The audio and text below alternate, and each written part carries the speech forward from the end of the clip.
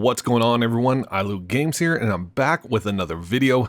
In this video, I wanted to go over this huge debate about Apex ranked grinding. Is Masters now too easy to get? Along with show you tips my team executed very well to get to Masters quickly. If you're normally a Diamond player, following our tips could get you to Masters easily this split before the split ends. They may not work so well on the next split though, so stay to the end, grab them, and use them right away. For those of you who may not know, I own ApexRank.com, which tracks the top PC players and their progress. So I have at my fingertips a lot of stats, including how many more Masters players there were this season, and you're going to be shocked when I share the number in this video. So at the start of this season, we saw some significant changes, and I made some predictions. First, we saw that the amount of kill points you could get increased from 5 to 6. The devs felt this would allow people who were higher skilled to excel through the rank process faster, to the rank they deserved. I didn't really see a problem with this. The only thing I pointed out was that I expected to see the 100,000 RP record set by Complexity Lou to be blown out of the water, and it seems I0 Plus is on track to do just that with nearly 90,000 RP already and gaining about 2,000 a day. The more noticeable changes though come from their SBMM fixes. Now, first, I did not think this was going to be a good idea. I felt there was no way possible to have lobbies of only like Preds and Master players, as there just wasn't enough of those players. I was right about that. In fact, to start the season, Preds couldn't even queue up because SBMM was so strict they couldn't find more than a few other Preds in the same servers to create a game. Then I believe Respawn loosened these restrictions and allowed the Diamond players back into Pred lobbies how it was before. If you do not believe me about that, watch top streamers who stream at the very late hours, like NRG Rogue. Many times watching him, I've seen a full gold team as champion. So the ranked SBMM seemed to be working as it had before, nothing really improved or changed, except Diamond seemed much easier. And watching other players who play during high player times, I noticed they wouldn't have Preds in their games. I saw people who never achieved Masters before not only hit Masters, but hit it early. For those of you who didn't know, all of the seasons prior, once you hit Diamond 3, you were in Pred Lobby. Pred Lobbies consisted of Diamond 3, 2, and 1 with Masters and Preds. This made getting through Diamond very difficult, especially if solo queuing due to having lower skilled Diamond teammates, sometimes even Plat or Gold teammates on your team against top teams of 3-stack Preds. We saw Shiv almost lose all of his hair in the process of trying to get solo Masters. Everyone praised him for being able to do it. It was such an impressive feat though. Now, they've allowed so many Masters players in, they no longer need to pull from Diamond. So Diamond now is really just Diamond players, making it much easier for a team that is slightly or way better than Diamond players to excel through that rank. In fact, it's so much easier that we see content creators posting videos and doing streams of solo queue to Masters, where they will play characters like Rampart and within about 30 hours be Masters rank when they're starting from Bronze. This isn't just a psycho Shiv move anymore, it's everyone doing it and doing it easy. Here are some examples. So is it now too easy to hit Masters? And does it devalue Masters? Well, that's a bit complicated. Diamond rank now works just like every rank below it. That seems like it should be the way it works, right? You shouldn't play Plat players to grind through Gold. In my opinion, it's a positive and accurate change. I myself always found it hard to give an accurate assessment of my skill level, so I wasn't Diamond. I'm better than Diamond players, but I'm not really Masters and Pred level either, so what was I?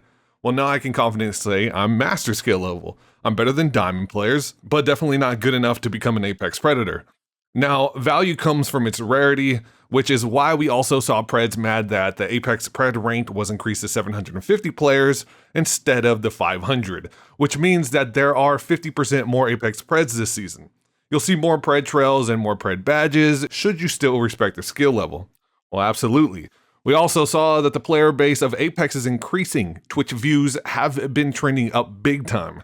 The biggest streamers of Apex are breaking more and more records every day.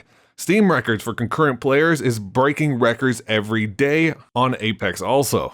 EA in their last meeting said that the game is growing massively every month in its player base, and they think they'll greatly exceed making $1 billion off the game this year, and they decided that they might one day fix the sound. So how much did the Masters rank grow? How many more Masters players are there? Well, the only accurate information I can go on is in Split 1 of last season, J Miles hit Masters with about 10 hours to spare and was ranked 4,824th in the world. I was at 10,746 RP and ranked 1,554th in the world by the end of the split. If you had J Miles RP now, you would be ranked in the 20,000s instead of the 4,000s. And my same RP would now have you ranked at about 1,745, but with weeks left in the split. I'm sure that both of those numbers will go up a lot. This also shows that players are hitting Masters and not able to gain. Instead, we have about 4 times as many Masters players already this season, and yet about the same amount who have gained and pushed into Masters deeper than 10,000 RP. The wall used to be D3. Now the Great Wall is at 10,000, which to me kind of makes more sense.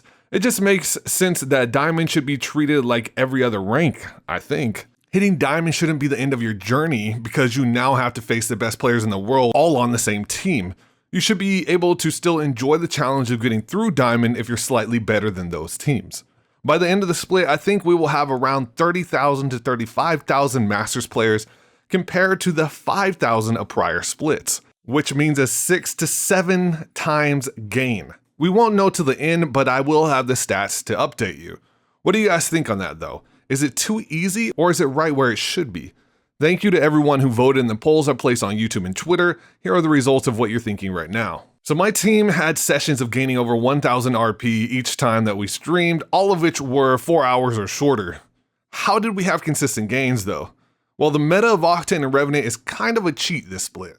The ability to get into a third party without risking death is amazing, but there's more strategy to it than that. If you're in Diamond and you are having an issue going up to Masters, this split and this season are great odds at getting there. If you follow these tips, I think you have a much better chance at hitting Masters. On a basic level, you want to have one good engagement early, a third party when everyone is fighting, and then play for placement after that.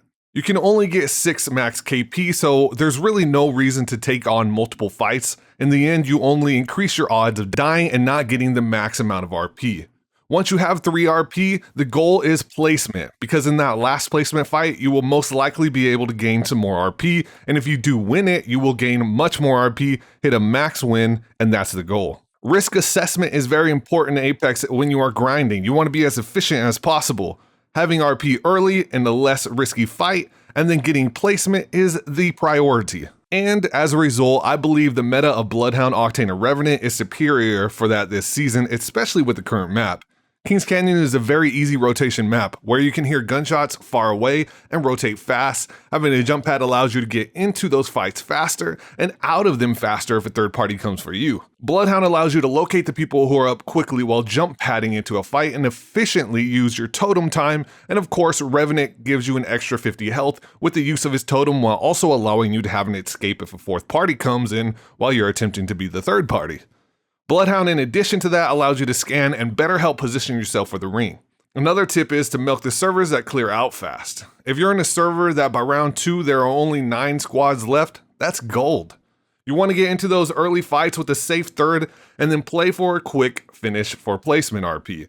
However, if you're in a super sweaty server that doesn't clear out fast, you may want to consider changing servers. Not only does it make third partying harder, which is the optimal way to take a fight for max KP and least amount of risk, it also means you're spending more time for the same result.